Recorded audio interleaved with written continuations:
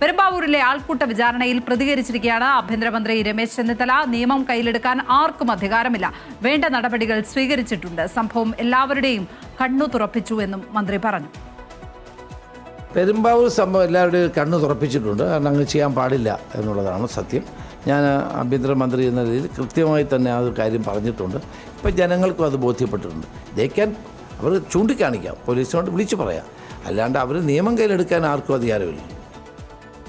നിതിൻ അംബുജൻ വിവരങ്ങളുമായി ചേരുന്നു. നിതിൻ, കഴിഞ്ഞ ദിവസവും ആഭ്യന്തരമന്ത്രി ഇക്കാര്യം എടുത്തു പറഞ്ഞിരുന്നു. ഒരു മോബ് പോലീസിംഗ് അനുവദിക്കില്ല എന്നുള്ളത് ആഭ്യന്തരമന്ത്രി തന്നെ എടുത്തു പറയുന്നത് അത് സമൂഹത്തിന് വലിയൊരു സന്ദേശം കൂടിയാണ്, അല്ലേ? ലക്ഷ്മി പത്മ, അങ്ങനെ തന്നെയാണ് ഇപ്പോൾ രമേശ് ചെന്നിത്തല വാക്കുകളിൽ നിന്ന് വ്യക്തമായിരിക്കുന്നത്. ജനങ്ങൾക്ക് വിഷയങ്ങൾ ചൂണ്ടിക്കാണിക്കാം, പക്ഷേ നിയമം കയ്യിലെടുക്കാൻ അധികാരമില്ല എന്നൊരു മുന്നറിയിപ്പ് കൂടി നൽകിയിരിക്കുകയാണ്. പെരുമ്പാവൂരിലെ സംഭവം നമുക്കറിയാം. പെരുമ്പാവൂരിൽ തന്നെയാണ് ഏറ്റവും കൂടുതൽ ലഹരി വേട്ട, ഓപ്പറേഷൻ തൂഫാന്റെ ഭാഗമായി ലഹരി വേട്ട നടന്നത്. ഇതിന് പിന്നാലെയാണ് പെരുമ്പാവൂരിൽ നേരിട്ടിറങ്ങി ആഭ്യന്തരമന്ത്രി രമേശ് ചെന്നിത്തല ഇതുമായി ബന്ധപ്പെട്ട് ചില ബോധവൽക്കരണ പരിപാടികൾ നടത്തിയത്. ഇതിനു പിന്നാലെ പെരുമ്പാവൂരിൽ കഴിഞ്ഞ് നമ്മൾ കണ്ടിരുന്നു ആൾക്കൂട്ട വിചാരണയുടെ പേരിൽ 3 യുവാക്കളെ തലമൊട്ടിയടിച്ചു മർദ്ദിക്കുന്ന ഒരു സാഹചര്യം ഉണ്ടായിരുന്നു.